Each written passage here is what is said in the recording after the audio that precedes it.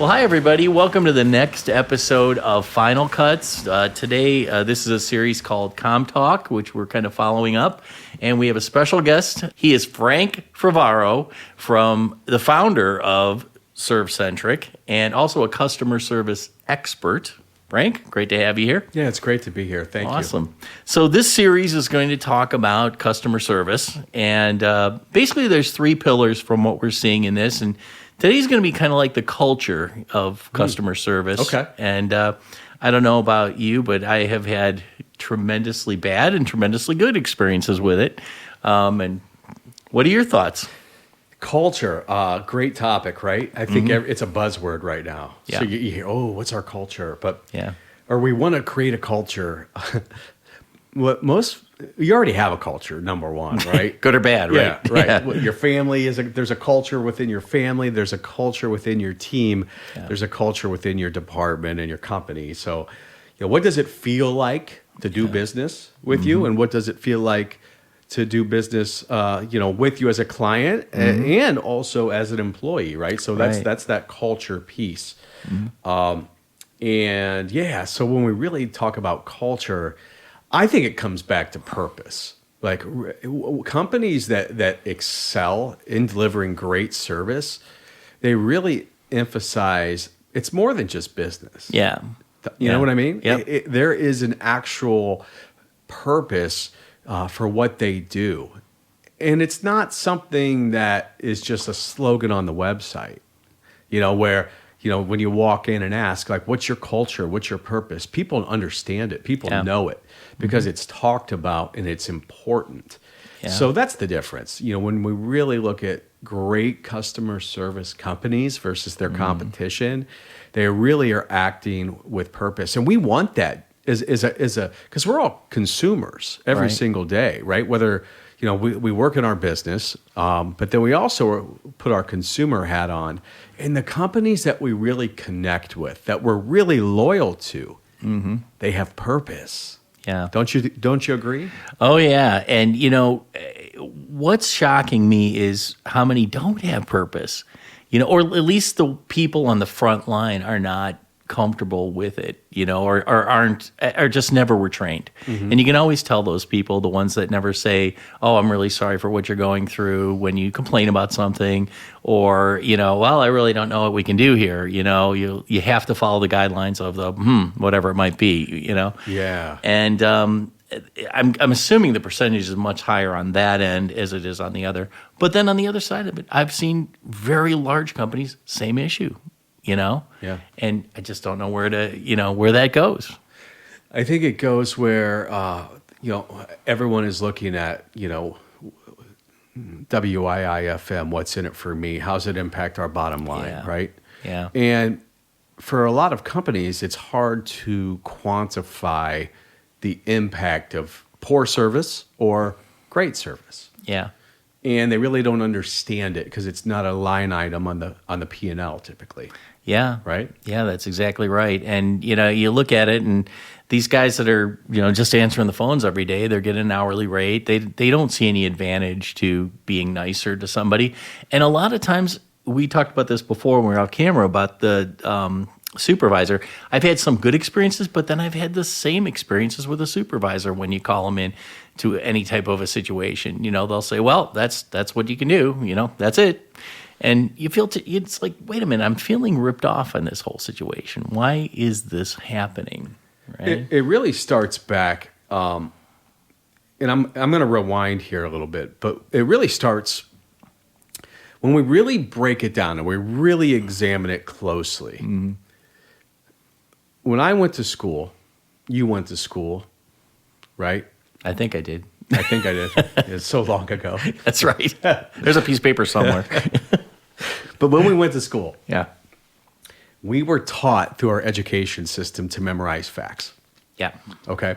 We were really never taught to think about service and what does it feel like and how can I make this person and go above and beyond, and how can I do things that and how can I have empathy, and how. So when we really look at someone's service aptitude, And let me define what service aptitude is. So it's a person's ability to recognize an opportunity, to first meet and then exceed the client's expectation.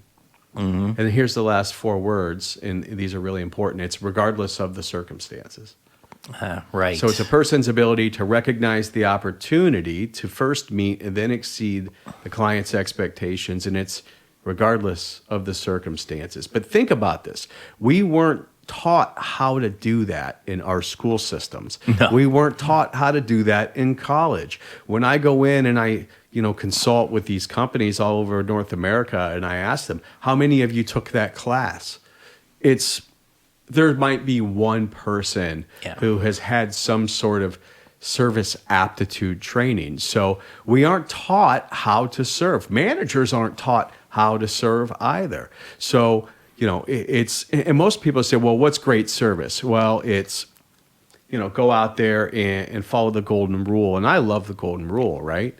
But the golden rule is treat people the way you want to be treated. The platinum rule, treat them the way they want to be treated. Right? And that's the difference. Yeah. Because here I am, a 46-year-old man. I have certain expectations for service, but they could be completely different than a 25-year-old's expectations. Right. And as a result of that, they're going to treat me differently. Right? Yep. So that's the thing, dictating the service aptitude. Every company can do it. Every company can go out there and dictate, this is what we're going to do, and this is how we're going to do it. Yeah. But the majority of them don't. And as a result, what's the impact? Yeah, and I see that all the time, and it shocks me that these large companies don't do it. They're all worried about the bottom line. And if they and what they do first is they cut things out. From what I'm finding out, yes, they do. They cut the marketing out, they cut people out, they cut situations out. When in reality, it boils down to the bottom line. If they were on the front line doing things, that would make a big difference, right? Absolutely. Well, you can look at education, you can look at training, you can look at whatever you want to call it, but you can look at it as an expense, or you can look at it as an investment. Yeah. 2 different mindsets. The companies that are creating their own economy, they look at it as an investment. Because what better investment is there than investing in your people? Right. Hey, so let me ask you this. Out of the companies out there, what would you say, name a couple that would be like great customer service? Big picture companies everyone would know. Chewy is just phenomenal. If you're not familiar with Chewy, they are dog food, dog supplies. Really? Yeah. Okay. An online company, and they are absolutely amazing. And every single day, I follow them on their social media. There are raving fans of theirs. It's their customers that are sharing multi-million-dollar hits. Like they have millions of views, and it's their best salespeople are their customers because of the extraordinary experiences that they are creating. Yeah. So the ability to anticipate a defect, the ability to be aware and hear these things. My dog just passed away. We have a subscription of dog food. Can we cancel the subscription? Absolutely, you can cancel the subscription.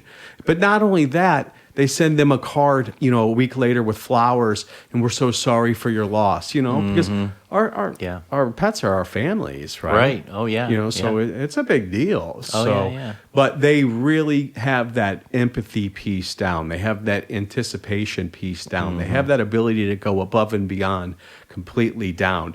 And as a result of that, they create raving fans. And those are their best salespeople because they tell their friends and they tell their friends, and next thing you know, it and the cheapest salespeople, right? Absolutely, they're free. They're free. You can't beat that. And anyone could do it. Yeah, it doesn't matter the industry. Anyone could do it. Yeah. Well, that's great, Frank. I got to tell you, this has been a great episode. I got a lot out of it, and I'm hoping our fans and people listening to us got a lot out of it as well. So thanks for tuning in to our CommTALK session with Frank Favaro. We'll have 2 more of these coming up. Have a great day.